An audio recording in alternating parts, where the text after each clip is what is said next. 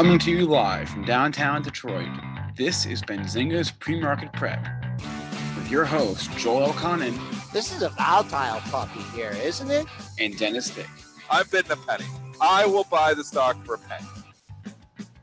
With everything you need to start your trading day.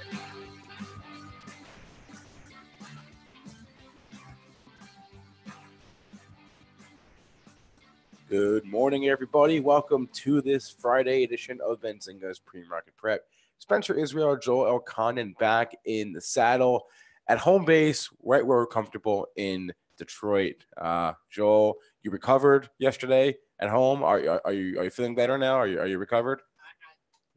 I'm never leaving Michigan. You're never leaving Michigan again. Yeah, that's ever. It. Okay. Never. Well, while Joel is staying in Michigan, I guess that'll leave me to travel to represent you going forward. But we've got some stocks to talk about today.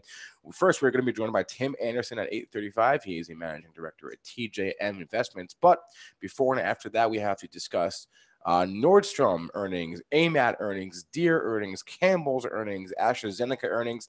We have some weakness in Baidu. We have an after-hour note on AMD and the semis that I want to discuss. PayPal made a big acquisition this morning. Also want to discuss rating changes to Yelp, Planet Fitness, and Spotify, and that will be the show. Of course, we'll take your questions from our chat, premarket.benzinga.com, youtube.com/Benzinga TV. Joel, what exactly is happening in the S&P this morning? Trading up 3 3/4 points at 27.2250. Nice range overnight, but not by any good numbers. 27 even is your pre-market high. 32 even is the big number on the upside. Tuesdays and Thursdays highs right there in that area. On the downside, 15.50. That's your pre-market low. Not much under that until you get to a Thursday's low. Overall, pretty tight range in the SPOOs this week. 40-point range, so things have calmed down a little bit. Moving on to crude oil, up 24 cents and 71.73. Only a 30-cent range in crude, so that's trying to move over 72. Been very volatile as late. The recent high of the move made yesterday at 72.38. Gold well under 1,300, down $1.80 at 1287.60. Silver down 4 pennies here at 16.44. And Bitcoin, once you thought it was going to 10,000, now you're worrying a bit, holding 8,000. And actually, keep an eye on 8,000, 7,800 to be exact. You have 1, 2, 3, 4 lows between 7,800 and 8,000 back in April. You didn't mention Dennis is traveling today, right? Going down to Nashville for a bachelor party. So, Dennis, if you're listening by a portable device, let us know what you think of the show. But Spencer and I are going to be with you for the remainder. So if Dennis doesn't come back on Monday, we'll know why, right? Yes, for a bachelor party. Yep. All righty. Let's get to the biggest movers in the morning. I guess we can start with the earnings. So let's start with yesterday after the bell and go to JW Nordstrom, which reported yesterday at around 4:05 p.m. I'll give you the Q1 EPS here. Let me pull up the chart too. Q1 EPS on Nordstrom, 51 cents versus a 43-cent estimate. Sales $3.469 billion versus a $3.45 billion estimate. So a slight beat on the sales and a nice beat on the EPS. They're also raising their EPS guidance for the fiscal year, raised it by about 5 cents on the low end of the range. Sales guidance coming in a little light though. And it was the sales. Was it the guidance? But what about the comps? Weren't the comps a little bit weak? Comps up 0.6%. And they were expecting over 1%. Yeah. So, well, this got a little boost off the Macy's numbers. And so its own numbers weren't as good. Interesting chart formation here. If you're like a bottom fisher, and $47, you hit that right on the kisser, right after the number, and then you've just kind of hanging out there. And as recently in the last bracket, you hit 47.05. You have a daily low at 47.28, another one under 47. So someone's stepping up at 47 here, and I don't know if it's going to be a scenario like someone was stepping up at 43 yesterday in Cisco. look at all that buying that was done at 43 in the pre-market and ended up rallying. So keeping an eye on 47, not shorting it in the hole. If we go into rally mode, let's see, you got a long way to go to fill the bottom from yesterday's range. But 47 is my number of the day. JW Nordstrom. Seems like this is one of the retailers that isn't quite dead yet. I mean, based on the comps weren't great, but they weren't like horrendous. Nordstrom. They weren't awful. I used to get a lot of shoes there. I just haven't been there lately. But a little bit higher end. They also have Nordstrom Rack, right? And how are they doing? Did they say anything about online sales? I mean, not I think that I that's saw. as well. Let's see. No. All right, moving on to other earnings of yesterday afternoon. Let's go to Applied Materials AMAT. They reported Q2 adjusted EPS of $1.22. That beat the estimate, which was $1.14. Sales $4.57 versus $4.45 billion. So a nice beat on both numbers for AMAT in the Q2. The Q3 EPS guidance coming in line. Q2 sales guidance coming in line. Mostly light, but a little bit in line. The range was mostly to the low end of that estimate. And that's it. Same thing. It's down, but not out. Down 311 at 50.85, but just won't go any lower at this point.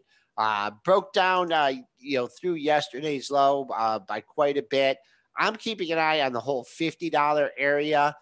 He had a trio of lows in the lower 50s. So let's see if it gets down there. I think that should be good support, but I don't know if buyers are going to let it get there. They seem to be stepping up here in the upper 50 handle.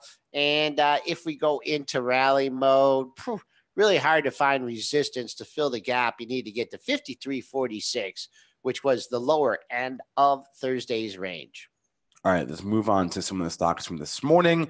And let's start with John Deere, DE. They reported this morning Q2 adjusted EPS of $3.14. That missed the estimate of $3.29. Net sales from equipment operations of about $9.7 billion versus $9.83 billion estimate. Total net sales around $10.7 billion. They do see equipment sales for the current quarter, Q3, up around 35% year over year. That's not bad. Yeah, well, they beat it, and now it's on the rebound trail. On the headline number, they really pounded this thing down to 141 even.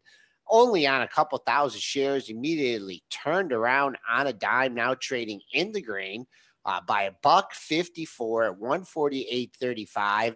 And this whole 149 area, I mentioned it yesterday. I know Dennis had talked about 150, but for me, it's all about 149. You had a high at 48.62 and 49 even. So you get to 49 even. I really see continued upside for this.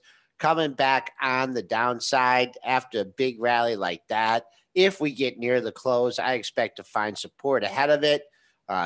Wednesday's close 47.35. Thursday's close 46.81. So I'll call 147 support in John Deere. All right, Campbell's Chunky Soup, or just Campbell's Soup, reporting this morning Q3 EPS 70 cents versus a 61 cent estimate. Sales 2.125 versus $2.14 billion. So a slight miss on the sales number and a nice beat on the EPS number. Mixed report there.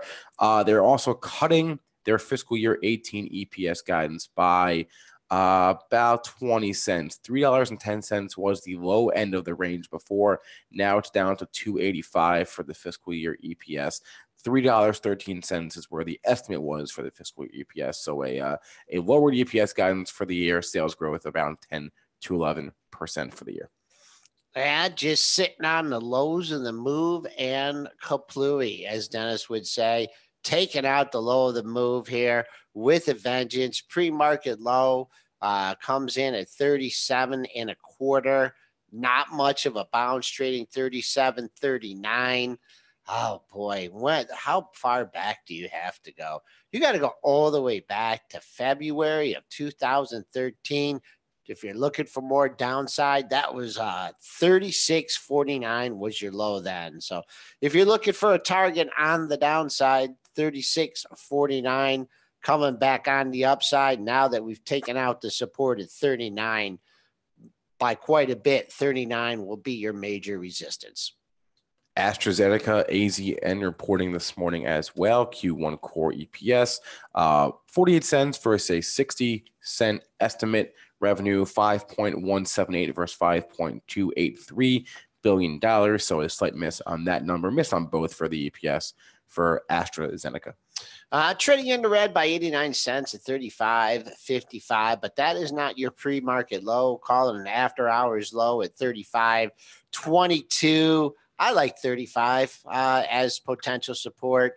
35.24 was your low on April 6th. You also had another low at 34.89 on the 25th. So 35 is your support. Coming back on the upside to get to the bottom of yesterday's range, you need to get to 36.18.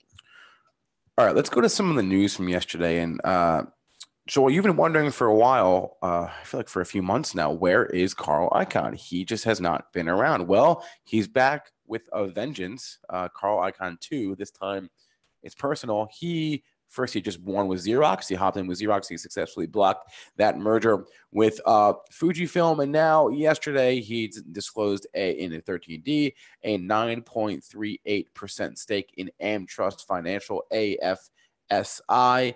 And he is going to oppose their go private transaction. All right. So Carl's got this one moving. Spiked up to $15. Still trading in the green here by 16 cents at 67 cents at 14.10. What was the private transaction supposed to go off at? Good question. I'm not positive. Yeah. Let's see. Man, I keep an eye on the 15, and whatever the price is that it was supposed to get privatized at. But I know got a nice move off it. But if you're gonna, Brent says 15.50. Yeah, 13.50. I stand corrected. 13.50. All right, so I use 13.50 as support, and then that recent high or after hours high at 15 even as resistance. I just like the icon effect is just not as big as it has been in the past. Xerox got to pop over $30 on that news. Got the 30.42, but here we are. We're trading flat at 28.50 here. Keep it if you're trading Xerox here. Keep an eye. Trio of lows right at 28.40. So big level for that to head north. Yesterday's high in Xerox, 28.92. So he's still hanging around, Carl. He's still making moves. He's still making moves, but like, look at that move in Xerox. That got faded. So I don't know. I just don't know if, I'm not buying this. And I'm talking about the AFSI. I mean, it seems to be, it has its effect, but doesn't seem to be long lasting. And like Hertz, he's still involved with Hertz, right? I mean, holy I believe mackerel. so. That's not a good looking chart by any means of the imagination. All right. In the chat, they're talking about WWE. And so I want to bring that up because they had some news yesterday morning. And the news is that they, NBC, this is from a Hollywood Reporter article, that NBC is focusing on renewing its pact for WWE's Raw, which is one of their wrestling franchises. And that deal is expected to close as much as 3 times the current deal's value. So WWE got a pop-up on that news yesterday. I just consulted with Benzinga's de facto wrestling expert, Jason Chubnell, who watches wrestling, what would you say, every week? Probably every week he watches it. And he goes, I'm going to read now what he said. A crazy big move when you have big broadcast networks paying potentially $500 million a year. He understands the excitement, but a lot of the reason for the run up in 2014 was fueled by TV rights rumors. And when they didn't get, when WWE didn't get as big a TV deal as was promised or as was rumored, the stock got crushed. So he reminded me to look at WWE's 2014 chart. And look at that. Gap and go yesterday. Not sure what the actual components of the contract are. Is that a new all-time high? That's a new all-time high. So there you go. There's your target. The all-time high made yesterday in WWE at 51.33. 50.31 was the close. So first things first, man, you want to clear that closing price. get another all-time closing high. Big volume. You really convinced some people yesterday of this move. 478,000 shares trading on Wednesday, 10 million on Thursday. So maybe a bunch of new longs coming in, or people just can't wait to short this thing. I wouldn't really be concerned about any downside until you took out 48.46. That was a low from yesterday. If in fact that level is breached, I can't tell you. There's nothing on the charts until 43.86, and that fills the gap. So keep an eye on that if you're trying to protect some longs in WWE. You know, you don't see every day. You don't see an after hours note. You don't get that every day. But we had that yesterday from Cowen and Company. They initiated coverage on a bunch of stocks. I'll just go through the list right now of what their note said from yesterday after the bell. They came out, they initiated coverage on AMD with an outperform, announced an $18 price target. Let's start there and we'll do one at a time. Wow, $18, huh? I don't know about that, but it's enough to get it to clear a double top from Wednesday and Thursday, just under $13. Now trading up 37 cents here at $13.19. So you look at 13 now as support, and you haven't been up in this area since analysts jumped on it on the negative side back in February of this year. Pre-market high stands at 13.26. We're only 6 cents away from that. Ooh, nice. Ooh, there's a lot of air in this thing, folks. I have to tell you, honestly, I don't see any major resistance here until 13.84 and 13.85. That's a double top from at January 31st and February 1st. So if it gets up there, I'm sure some folks will be very happy. Several up days in a row for the issue. Let's see. 1, 2, 3, 4, 5, 6, 7. I mentioned this yesterday. I'd say it's had like 10 out of 11 up days here. So nice streak going. I don't know if we're going to see those upper 13s today, though. Let's run through the rest of the stocks in this semiconductor note. The other big one, NVIDIA, initiated at outperform, $325 price target for Cowen. In NVIDIA? NVIDIA. Wow. Well, it wasn't rewarded for its good report and got hit 2 days ago. Not sure the reason for that. We're trading up 258 here at 250.29. What does that do?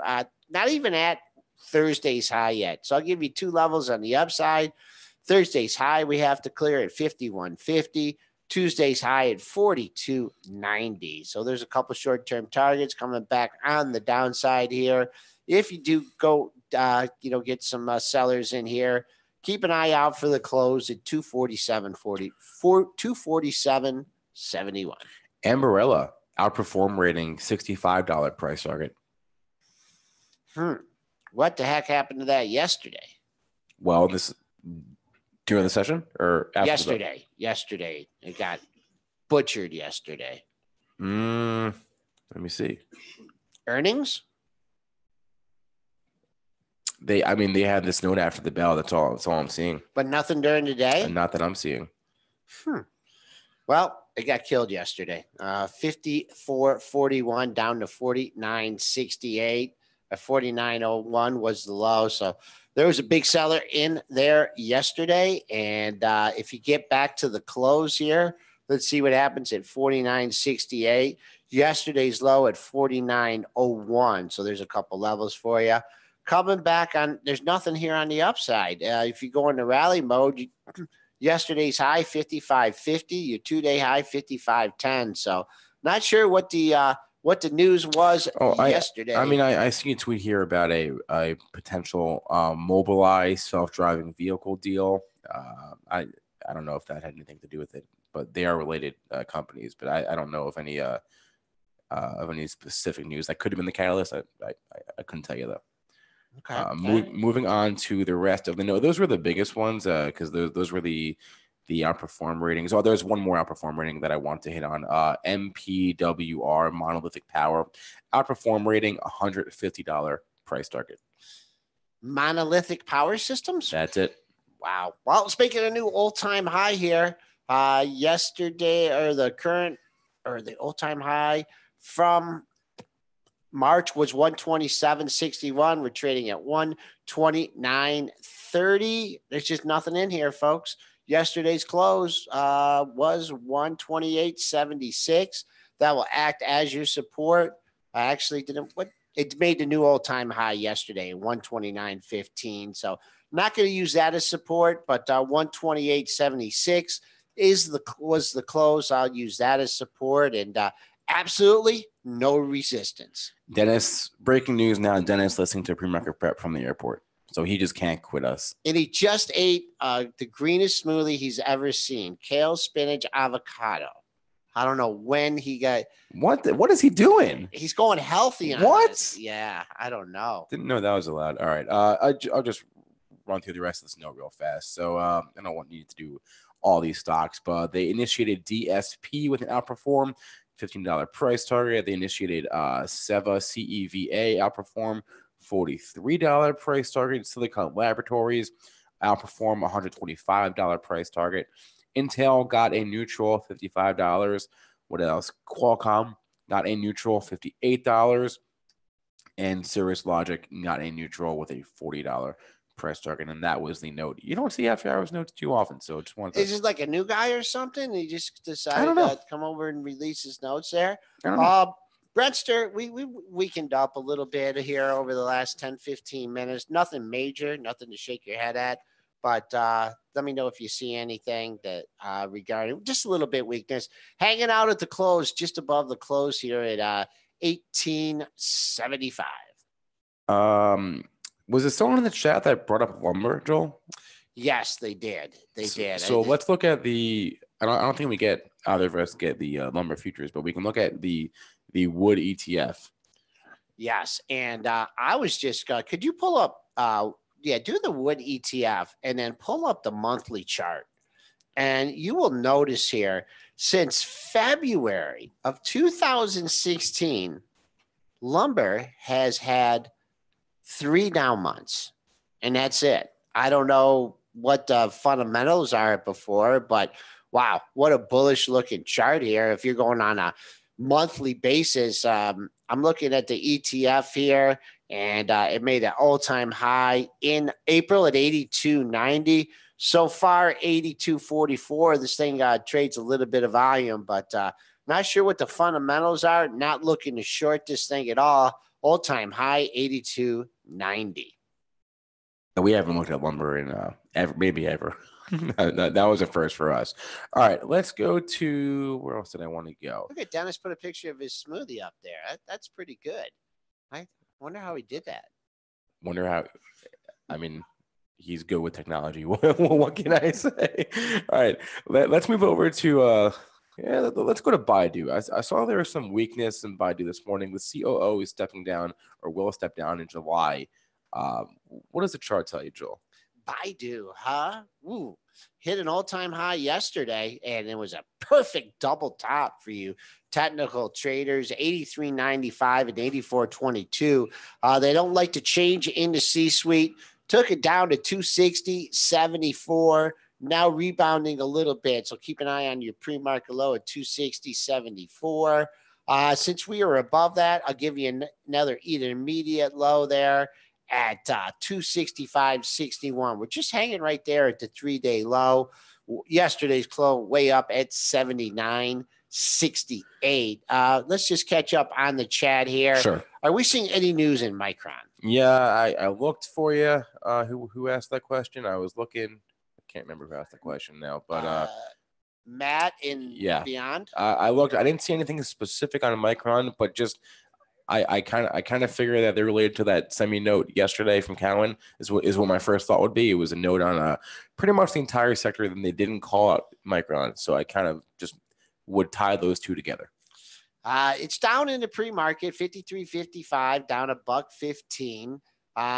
Kind of closed weak yesterday at 54.70. That was off the high of 56.44. I'll just give you, let's see here, 52.75. That's almost $1 away. That splits your two lows from Monday and Tuesday. As I mentioned, yesterday's high, 644.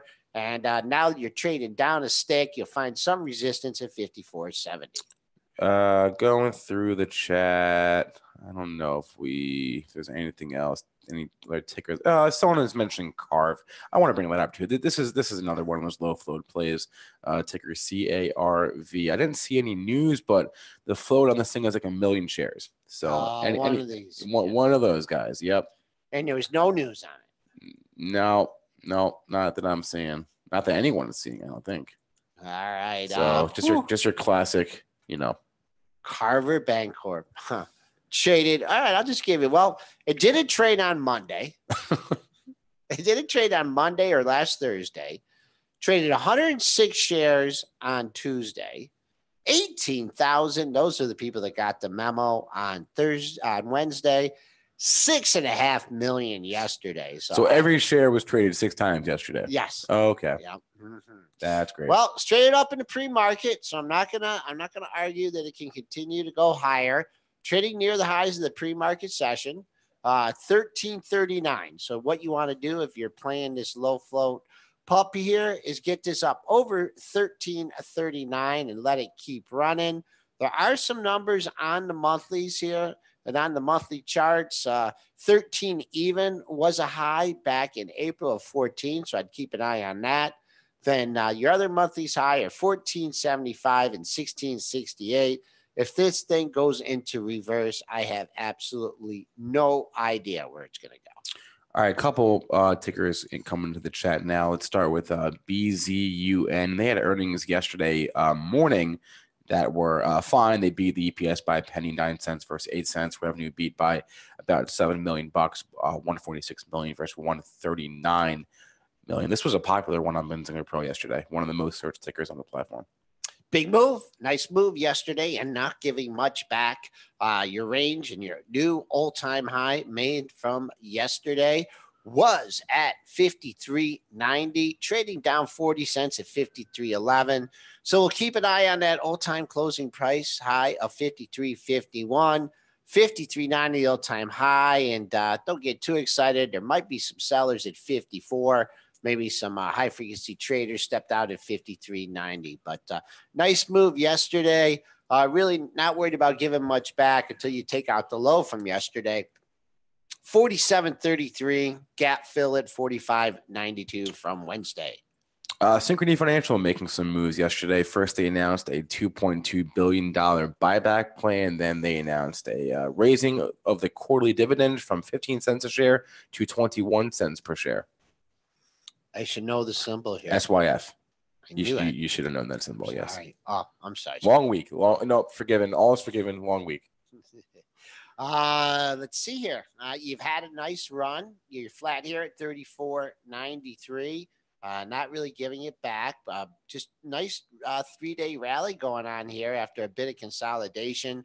You want to see it get through 35 here. 35 was your high from yesterday. And then things open up a little bit, 35.24 and 44, maybe 35.50 if the rally can continue in SYF. And then we have Lobster in the chat throwing in a nice little summary there on Carver. Would encourage you, anyone hopping into a low float play like that, to just do your research before you hop in there, because those can be scary. Almost 8:30, so we got about 5 minutes before we're going to take a break for Tim Anderson. Joel, let's look at Mattel, because I saw Mattel get a spike earlier in the pre-market. I don't know if it's given it back or not, but I know it was light volume. I think they just released a press release highlighting the fact that it's their 50th anniversary, or Hot Wheels 50th anniversary, and they highlighted some digital stuff they were doing. I don't really know anything else, any other news aside from that, but is it giving those gains back from a couple hours ago? It is. Pre-market high 16.39, traded a little volume there, back under 16 at 15.75. You are clearing a double top at 15.50. So as long as we hold 15.50, look for continued upside here. Gap to fill, though, from probably, I don't know if it was earnings or just some negative news. You need to get up to 15.89, which you did in the pre-market to fill the gap. boom, 16 high just above 16 here. So it's 1620. So I'll call 1620 resistance, like to stay over 1550. Want to pick up a couple others from the chat here. Boom, Walmart. Now that was trading up in the pre-market, but it's just some windfall from people that bought this when they got hit on the Flipkart purchase. Topped out at the session at 87.59. That was right where you had a high of 87.50 in May. Sold off to 83.85, closed at 84.49. Started to give it some back, so still a little bit of a caution here in Walmart. The low of the move, the major and super extra major support, $82. You had a trio of lows there last week. I took my dad to Walmart for the very first time on last Saturday. And how'd it go? He was blown away. He had no idea. He's like, they had everything. And so I think he's a fan, but he had never been into Walmart, to my knowledge, before. So anyway, anything else in the chat, or can I we saw go another to chat one here. Cerner gets a huge VA contract. Cerner and Company getting a boost off that, up 358 at 64.20. Just go to your dailies here. Wow. You got a wall here at $65. So if you can rally another 80 cents, you had 1, 2, 3, 4, 5, 6 highs surrounding the $65 level. I would love to see it get up there, close 65, or get above and hold 65. If not, if you can't get to 65, then you could back and fill the top of yesterday's range, 61.19. But look at your daily charts, folks. And if you learn anything from the pre-market show, you could just all the same highs here in the same area. 65 is your major resistance. And if Dennis was here, I'd make a bet that it won't close over 65, and he wouldn't take it. Let's go to PayPal making their largest acquisition ever. Rumored yesterday, later confirmed they're going to pay $2.2 billion to buy iZettle. That is the company, Joel, that makes those little machines where it's like a super high tech, I guess you can call it a register, but like the small screen, you just swipe your card, you turn it around, swipe your card. They're like portable and stuff. Yeah. Those guys. Well, it's a private company, or is it traded? No, it's private. Well, PayPal. They were gonna IPO next week, and now they're not. Really? They snuck them up before the IPO. Snuck them up before the IPO. That's exactly right. Interesting. Well, they like the synergies there. PayPal up $1.31 at 80.50. Nice decline here since March, but you're battling your way back. Trading right at the highs of the pre-market session. I give you two highs here. 80.89 was your high on April 19th. We have not cleared that yet. So call 81 your first potential resistance, and then really opens up to 82.35, your March 21st high. Also known, 81.04 was your close on March 21st as well. All right, 8:34. We're going to take our first break of the day, only break of the day. We're going to grab Tim Anderson. He is the managing director at TJM Investments, and we'll be right back with Tim live from the floor of the New York Stock Exchange.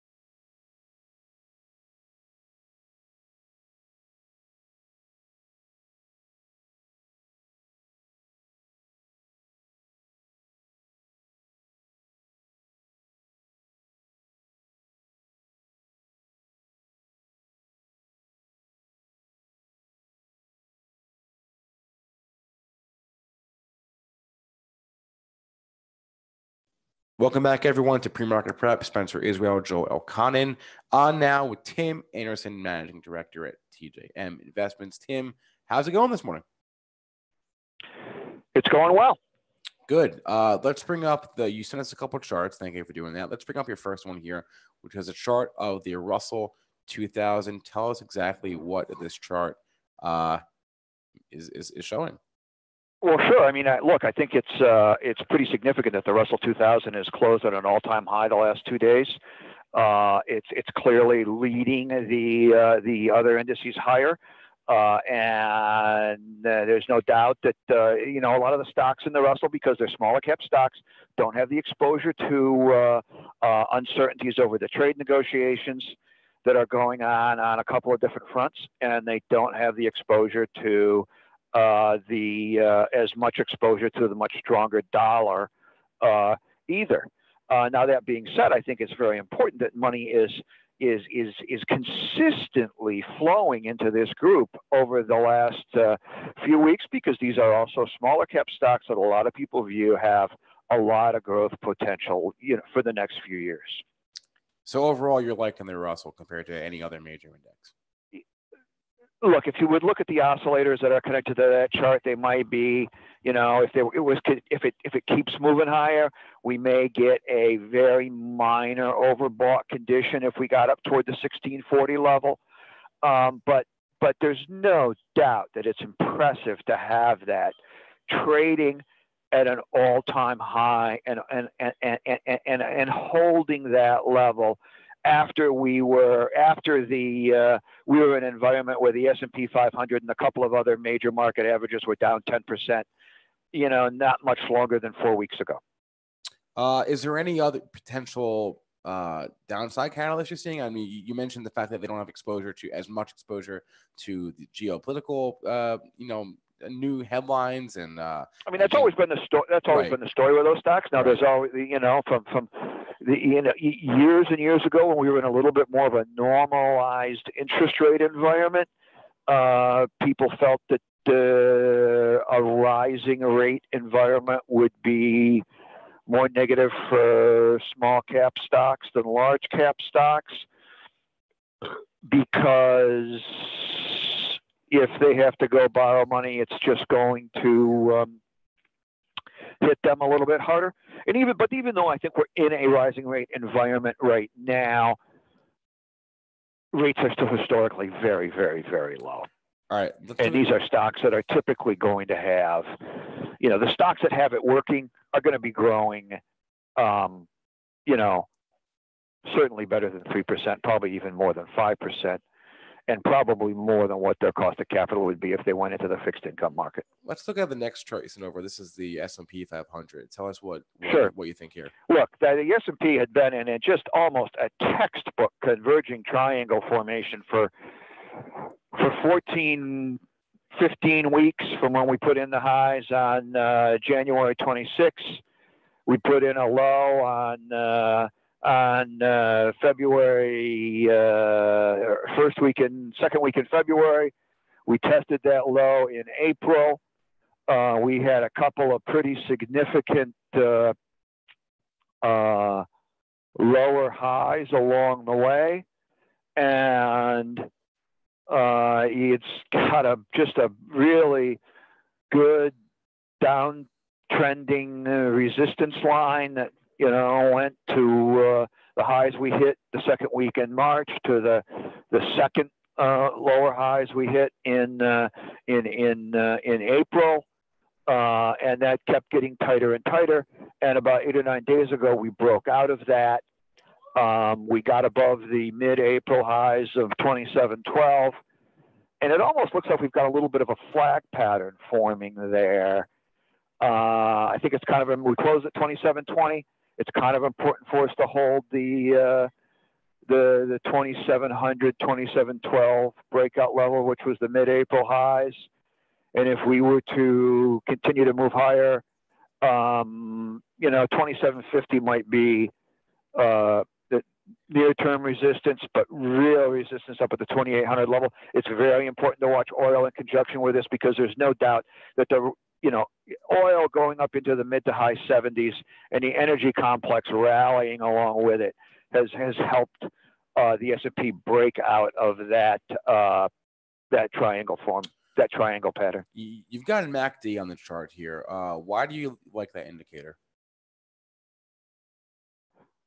Well, it's just it at the extremes, it gives you pretty good overbought, oversold flashpoints. Like you can see, in late January, we were way up there above 40.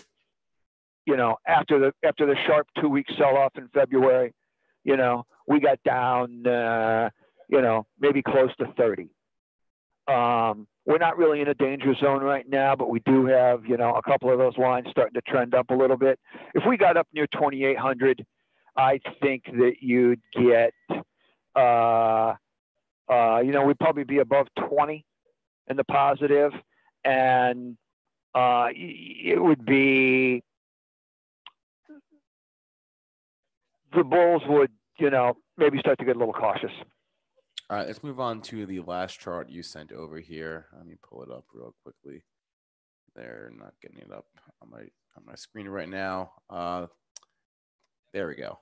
Finally got it up on my screen. Tell us what this last chart's showing us. The transportation. Look, it's fascinating that the transportation average, which and a lot of those stocks clearly are big users of oil, energy, jet fuel.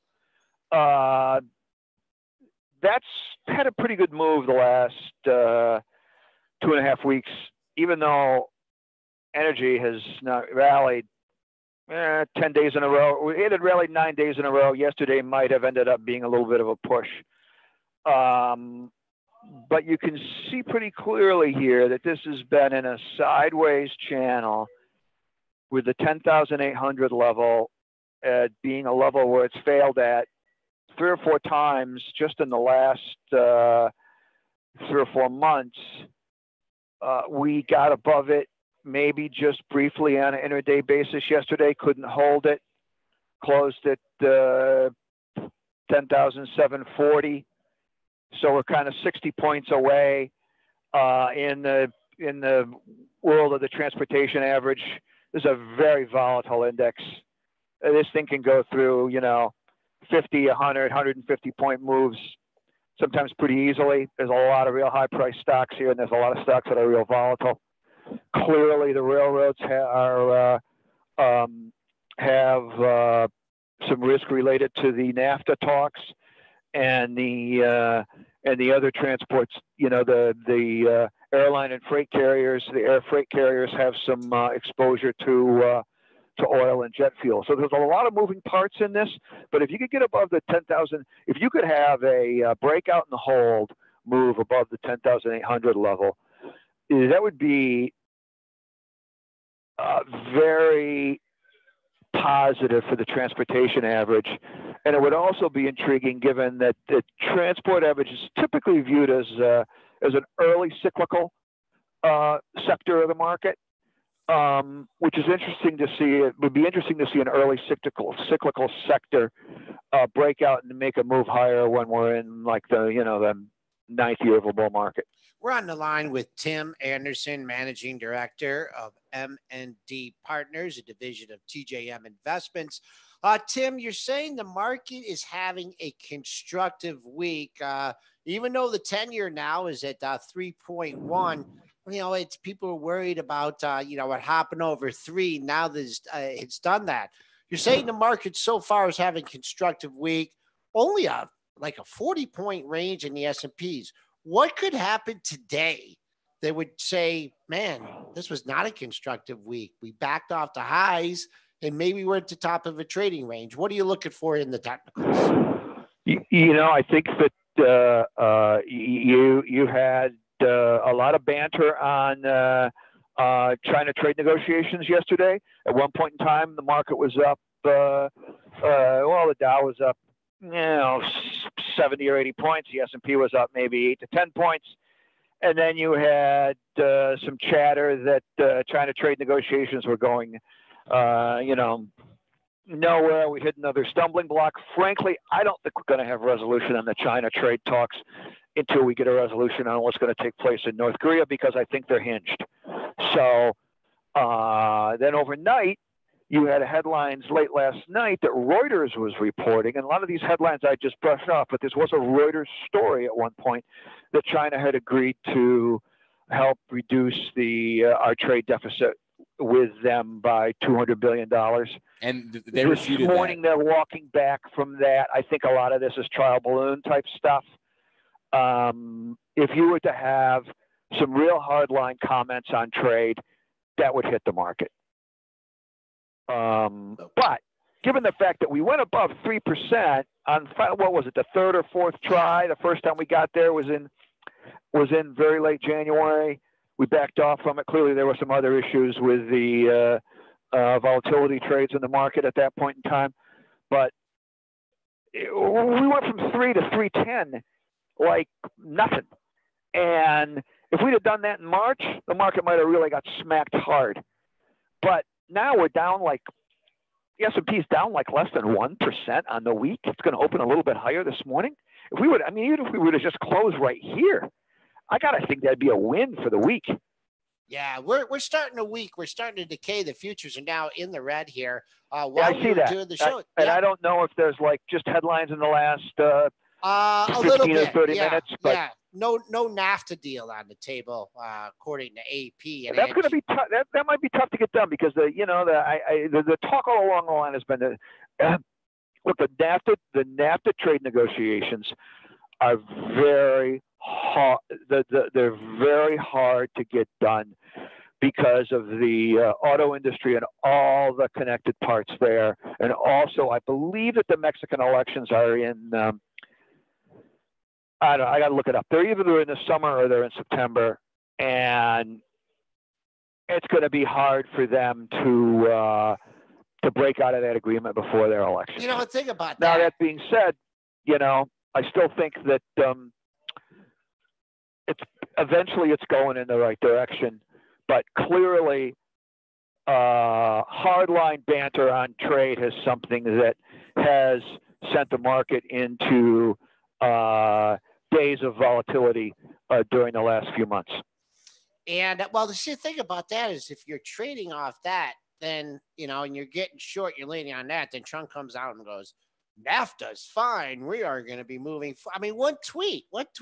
I think that when push comes to shove, Joel, the selling has been very, very emotional. Yep. Good point. And then when you get to a level where, the buying has been people putting more cash to work. All right. We've had a good move the last couple of weeks. We could certainly pull back and test 2,700. The 50-day moving average is maybe 2,685. So there's 20 points of air here in the S&P, and we'd still be having a pretty good week. All right. And one other thing, I don't know if our listeners know that you are live on the floor of the New York Stock Exchange. Just give us the mood down there. What's the trade? We've had a nice rally here. The market has recovered. I think a lot of people were looking for a retest of the February lows. And now a lot of people are looking for a retest of the all-time highs. That's Dennis and Nick Shaheen included. I kind of think we're still kind of trading range boundaries. So we exceeded the little upper end of the trading range. And then we'll, perhaps get down and test the lower end of the trading range. What is the mood on the floor of the New York Stock Exchange? I think it's positive. I think that you're right, absolutely right. We are in a trading range. I think that we try to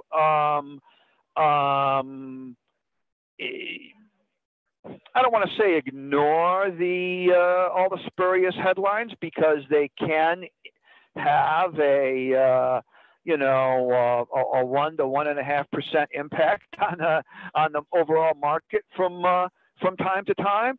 I think that people are very focused on the move in oil, and people are also there's a lot of talk about the Russell going to new highs, and I believe that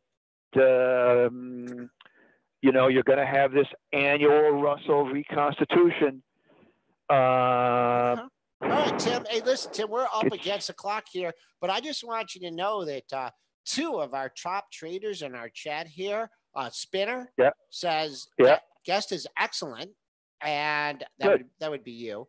And and then Angie Baby, who is just a frequent contributor, trader to the chat. She said, yes, he is. So you're getting some love here in the pre-market prep chat, and we'll get you back on again soon. Well, that's always nice to hear, Joel. Have a great day. Okay, thank you, Tim. S&Ps continue to leak here. We are now down 6, and we're gonna have a little fun on this Friday, maybe. Down $6 at 27.1275. Now I can give our traders some levels. Thursday's low, 27.11. That absolutely is an important level. 27.0450 is Wednesday's low, but the big number, the key to some more downside and perhaps the key to trading next week will be so far the current weekly low of 2,700.50. That was made on Tuesday here. So a little nervousness here in the pre-market trading. All right, Mr. Israel, where do you want to go from here? Let's look at, before we get to the ratings and the chat, I want to look at this week. We haven't talked about Pet IQ at all this week, right? Pet Q is the symbol on that one. I want to look at the action it's had this week. Very interesting. They had earnings on Tuesday where they missed their EPS badly. They announced yesterday that, or in the 13G, that they have a 5% stake in them by the New Jersey Division of Investment in the Treasury Department. And what a week for Pet IQ. Yeah, whoa. We hit 22.37. Boy, you're not getting a bounce off that low from yesterday. Yesterday's low, 18.23. And you also had a low at 18.40. So, baby, this thing needs to get off the mat real quickly here. Get away from that low from yesterday. Or the old-time low is 17.03, $1.25 away from that. I don't like the candle from yesterday, and I don't like that it's not bouncing. I got a funny story to tell you from yesterday, though, Spencer. Oh, boy. You know how I worked from home yesterday, and sometimes I let Perry, my dog, like, you know. We heard him on the show. You did hear him? Yeah, he barked. You did? You did? Oh, I'm sorry. Yeah, you called your dog. Yes. But Dennis didn't, and she was upstairs, and I had the door closed. I don't know. You heard her? Yeah. Okay, because Dennis said he was talking about Coke, and he goes, and then. Yeah, the dogs are barking. Yeah. But Perry barked. Did you hear it bark? Yes, we heard. We all heard. Did anybody else in the chat hear We Perry? all heard. Dennis didn't? Yes, I think he was lying. Okay. Because she was upstairs, and the door was closed. Okay. All right. Anyway, it was not a coincidence that he said the dogs were barking after. It is. No, it's not. You can text him right now. He's on the plane. I'll bet you lunch. He's on a plane. I can't. I bet you lunch he didn't hear Perry. I'm not doing another lunch bet with you. I will show you our Skype chat. Okay. All right. Moving on. Freeman 108 heard. Stock Hunter heard. Yeah, thank you. You're going to lose that bet. Okay. Let's move on to some ratings for the morning. Let's look at Yelp catching an upgrade from B. Riley. Neutral to buy is the upgrade this morning in Yelp. Yelpster here. The yellow pages for food, right? Sure. Let's see here. YELP. The yellow pages. Let's see. Up $1.52. Who would it get a boost from somebody? I just said an upgrade from B. Riley. Wow, you're in a gap zone from earnings. I would like to see this get to 47.48. That will fill the gap from the earnings day. So I'm sure a lot of people would like to see it up there. Recent high of the move has been 48.38, but just after all these people seeing it at 48 and now 42, now you're seeing it nearly $47. I don't know. Let's see if they want to ring the register here. As I mentioned, the charts indicate there's no major resistance until the fill the gap at 47.48. What about an initiation? We don't do initiations too often on this show, but Raymond James initiating Spotify with a strong buy, announced $190 price target. All right, Dennis is hopping in. He did hear the dog bark, but you didn't tell me when I said that. Anyways, all right, glad I didn't make a lunch bet with Spencer. I'm sorry, I'm distracted. Spotify. Even without Dennis here, what stock? Spotify, strong buy, Raymond James, $190 price target. 190? That's what they said. Wow, better run out here and buy it right now then. It's only up 89 cents at 159.65. Volatile issue. I'll give you a couple levels to keep an eye on. 163, that's your 2-day high. In your 4-day highs, 164.95. Don't want to see this go red on the session after the upgrade or the price target, or what was it? Initiation. Do a strong buy, not just buy, strong buy. All right. Well, if it goes red below 158.76, I would be looking for yesterday's low of 156.75. Planet Fitness catching a downgrade this morning from Imperial Capital to a neutral, from buy to neutral. Planet Fitness. Planet PLNT? Yep. PLNT, Planet Fitness. Not trading much, just hanging out here near all-time highs, down to $1.15. How much stock traded? Just trading odd lots here. So nothing major. I just want to see it get green here. Yesterday's close, actually 2 closes, one at 40.75 and one at 40.90. So if you do get into rally mode, keep an eye out for the double close. On the decline here, no major support until you get down to the $39 area. Your 3 and 4 day lows, 38.90 and 39.16. 8:57 now. A couple minutes left in the show. Let's look at. I don't know what the news is this morning on LiveX. I don't know. I've been looking throughout the show and I haven't seen anything on this guy, but it is up this morning. It is up this morning. It's up only a nickel. I have no idea what this company is. It had a big rally. Is this one of your low float charts of the day or something? Let me look at the float on LiveX. This one, I'd watch out in this one. What's the float? 27 million shares. So yes, this is a low float play. Wow, this is. Let me check the pre-market volume here for 1 second. I can check it too. I think it is 38. This is interesting, folks. It moved up yesterday on 15,000 shares from 423 to 695, and now is traded that much in the pre-market. 695. Wow, just down 22 cents. If this can hold $7 and keep going, it could go absolutely anywhere. You got to pop. Someone tried to already juice it. You hit 1250 in pre-market trading. So this could be your wild child of the day here. And you don't know why it was up, why it traded up. I think 26 million share float. So I think that's going to be probably has something to do with it. And it moved up yesterday. Some people got the memo yesterday. They're juicing it today. We'll see if it can have a nice run here. No, absolutely nothing about the company, but definitely be careful trading this one. TT Mac reminding us that today is monthly option expiration day. Thank you, TT Mac. Okay, all right. So keep that in mind. Monthly expiration, even though it's the 18th. Is it the third Friday of the month? The third Friday, but I thought the monthlies go off at the end of the month. Did he mean weekly option? Maybe the Mays are going off, but for sure it's the expiration. It is the third Friday, so we know we will have some expiration. So look for some jockeys. So far, it's been a tight range this week, folks. Low of the week has been 27.0050. That's your major support. Major resistance is the high for the week at 27.41 That was made on Monday. So important we close near the upper end of that range for the rally to continue. All right, Spencer, good day here. Even though we didn't have Dennis with us, But we made it through the week, Joel. We made it through the week with you and I not being in the office for 3 days. I was not in the office for 4 days, and we made it through the week. I hope everyone enjoyed the show today, all of our shows this week. If you want to catch our podcast, you can do so. iTunes, SoundCloud, Stitcher, and TuneIn. Soon to be on other platforms as well, such as Spotify and iHeartRadio. So check out the podcast there. Again, the chat does not end when the show ends. If you want to hang out in the chat throughout the day, there are people in there talking trading ideas. Good traders throughout the day. premarket.benzinga.com. Thanks to our guest, Tim Anderson. Thanks to all of you who listened and joined us in the chat. Hope you all have a good rest of your day. And I got to hop in with one more.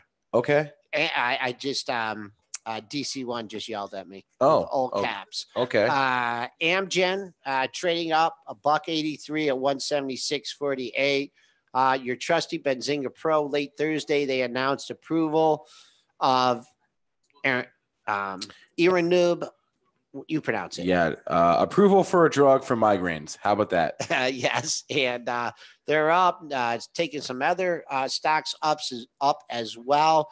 It's all about what happens at like 178.50 here in Amgen. 178.23 is your pre-market high. You've backed $1.50 off that. That coincides with a high that you had at 178.74. So if in fact we get up to 178.50, we take that out.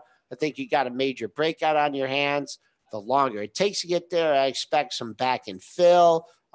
If you're really starting to decline, it's really not that far away from filling the gap from yesterday at 175.43. So those are my numbers. Holding 175.43 and the resistance at 178.50. All right, that's going to be it for us, folks. Have a good rest of the day. See you folks on Monday. And we're clapping.